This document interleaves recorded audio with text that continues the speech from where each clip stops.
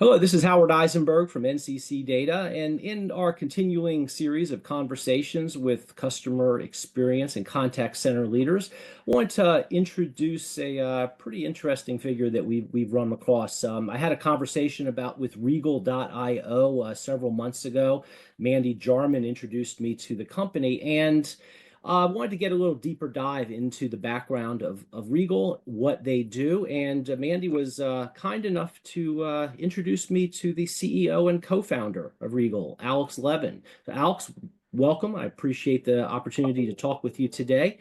And if you could give a little bit of background about where Regal came from, what was the kind of idea behind Regal? How did it come about? And I think the audience out there would be interested to hear about that. Yeah, thank you for having me. So my co-founder and I were not from the contact center world originally. Actually, at our last company, we helped build what is now the largest home services provider, Jones Angie's List, Home Advisor. And while doing that, the contact center was a big part of our strategy because there were a lot of times where in home services, self-serve is not enough and contact center needs to be part of that customer experience. When we came in, we kind of turned to the current vendors and said, what is the state of the art? And they kept telling us, don't talk to your customer, reduced interactions. And I now call that the sort of low touch, low cost model. And we did a lot of it. And it was actually disastrous for our business because sure, it saved us money, but it pissed off customers. We missed a ton of opportunities and resulted in actually worse customer outcomes for the business. And so we started sort of coming at customer service from really a first principles approach, saying what we really want is we want a high touch experience. So, in the home services business, we're competing with mom and pop providers. So those folks are really good at a high touch experience. What we needed to do though, is we need to have that high touch experience across millions of users a month, so at a much bigger scale, and we need to do it cost efficiently.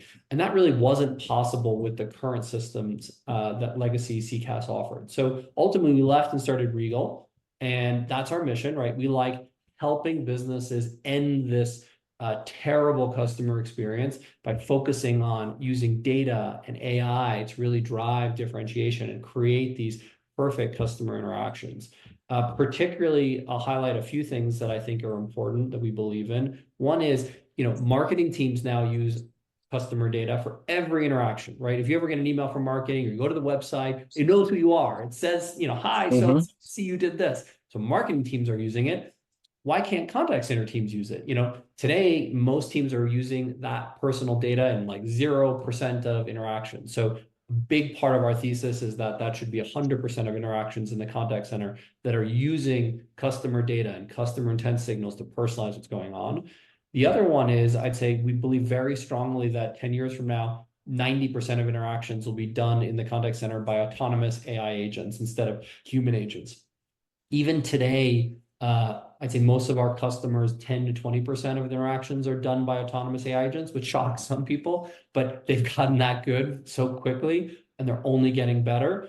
And so same thing, if we're working with customers, it's how do we start moving from a only human agent model where you're just training humans, onboarding them, putting them in a CCaaS solution, having them talking to customers, or a deflected model where they're just, pushing customers to self-serve, to this model where you can have AI agents who are much cheaper than human agents, but actually can perform even better because they're always available and they're omniscient. So I'd say from a product perspective, one of the recent launches really was the ability to use AI voice agents. So it's something we've been working on for a long time and have actually been testing with our current customers to great success, and now started rolling it out to net new customers. It's really shocking how human-like our AI voice agents are. And they're getting used in healthcare, insurance, lending, education, across use cases like scheduling, qualification, inbound routing, reminders, so on and so forth. So when I think about the future for contact centers, it's actually much brighter than it's been for many years. Instead of this inexorable cost reduction and customer experience reduction, we're going into this new era where we are going to be able to better serve customers and do it cost efficiently. So kind of towards that, obviously there's a lot of very well established contact center companies out there. They've been doing this, overall contact center technology for many years. Kind of why have they not been able to address this? Like what deficiencies do they have that you've, as this, I call it a newer startup, have been able to jump in and address much more successfully than what they're trying to do? Yeah. So I don't know if we're a startup anymore. We're sort of 4 or 5 years in and have Yeah. raised almost $100 million. So we're probably a little bit beyond that. But I think the way I put it often is I used to run a 3,000 to 4,000 person contact center. We were what, a 20, $30 million account. And I was on Nice, Genesis, Talkdesk, some of these different, big players over time. And to all of them, when I started learning that the low touch model wasn't working, I went to them. I said, guys, like, help us build a different way of doing it. Like, I didn't immediately think about starting a company. I went to the vendors. Hmm. They told me to pound sand. They said, Alex, you're wrong. The future is not talking to your customer, lower customer interactions, no voice. I said, guys, you're just, we're diametrically, completely going in different directions. And I think what had happened is for 20 or 30 years, retailers had told the contact center software companies, we don't want to talk to our customers. So that's the product they built.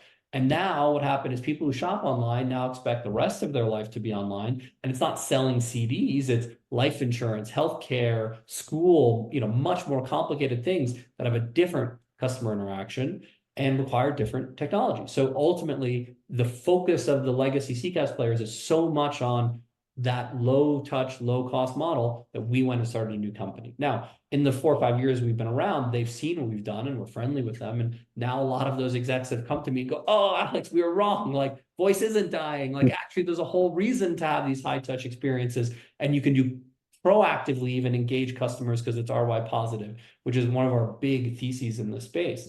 So now it's nice to see them coming around, but they're still just they're legacy players that move quite slowly. So when you look at the technology stack, they have yet to change any of their technology. They've started changing their marketing, but not their technology. So we're 4 or 5 years ahead of them with our focus on the specific area. I think it's what happens always in industries is when there's a lot of change in the industry, it's startups that are more innovative and can bring better products to market. When the change stops, so if all of a sudden AI plateaus, then the incumbents will catch up over 2 or 3 years. But right now, we're certainly 2 or 3 years ahead of the incumbents. I think what's difficult is a lot of contact centers are in a nervous state because the economy isn't great and they want to be very careful about making any changes to change their CCaaS software, right? Unless it's in the top right quadrant of Forrester, Gartner, whatever, like they don't want to be making changes because they don't want to lose their job over a technology change. So even if they see the value of another way of doing it, they're really hesitant. Part of the value of our latest launch with AI agents is the ability to start doing a lot of the things we're talking about without ripping and replacing your current CCaaS. So with Regal, start listening to customer intent. Start figuring out which conversation should happen when for inbound and outbound. Start personalizing them, having AI agents handle some of them, transferring some of those to your human agents that are in the other CCaaS system. And it's a good way to start improving that experience for customers without completely having to rip out your old CCaaS. Because a lot of those old tools, don't offer any, they're starting to look at this, but they don't offer anything of the quality that you need to really run AI agents in production. So I think that's going to be a big theme is don't rip and replace your CCaaS, just start using AI agents from a platform that's going to really be great in that area. Yeah, I was about to ask that because that's obviously these companies out there have made a huge, financial as well as human capital investment in building up these, I'll call them legacy platforms. Ripping and replacing isn't feasible for many of these companies. Just it's not timely for them to do that, but they can start to pull in various pieces and components out of Regal to augment what they're currently doing and help support that. What about when it comes to when it is time to make that full upgrade, does Regal offer the entire stack when it comes to contact center experience? Yeah, so we offer a full CCaaS platform. And again, the thesis is different. One, we use customer data, which legacy ones don't, which is like crazy, but it's a big difference. Two, where we blend that human agent and the AI agent so that you can take advantage of the best of both worlds, depending on the type of interaction. And that's just not how things operated before. So just as an example, with human agents, changing scripting is like once a year or something because you don't want to take people off the floor. With AI agents, every day you walk in, you get a report, it tells you what happened the day before, and you use it to change the script. So it's a constant iteration. So the type of workflows that you're using and creating with AI agents are very different than what you used for human agents. So I think, again, like the legacy platforms are just far behind on what's possible, not just from a technology of the AI agent itself, but on the tools that are needed to A/B test and in production run AI agents. You know, you mentioned AI agent is really being kind of the forefront of technology in the space today and where you're really driving to. Can you elaborate a little bit more on that, on what you feel the best industries and the best use cases are for AI agents, where it's going to make the fastest and heaviest impact? Sure. So even take a bigger step back, there's a lot of developer tools out there focused on building what they call voice AI agents. And, this could be used in video games, in movies, in contact centers, in operations, in a lot of different types of places. There's a lot of people even believe that the interface, instead of it being like a website or like a mobile app, maybe the interface of the future is voice, the same way you interact with Alexa, like you're now going to interact with every app. So I think that's great, and there's development happening there. We are hyper focused on the contact center environment, and we think there's some specific reasons why that will move much faster. Particularly, there's such good bounded problems. What I mean by that is each interaction has a specific ask from the customer, has a specific outcome you're trying to achieve. And there's years and years of good training data where literally the agents have told you this conversation is about X. Here's the follow-up action. Here's what has to happen next that we can use to train our models and make sure that they're doing a good job. So contact centers are a great, great place for AI agents to accelerate quite quickly.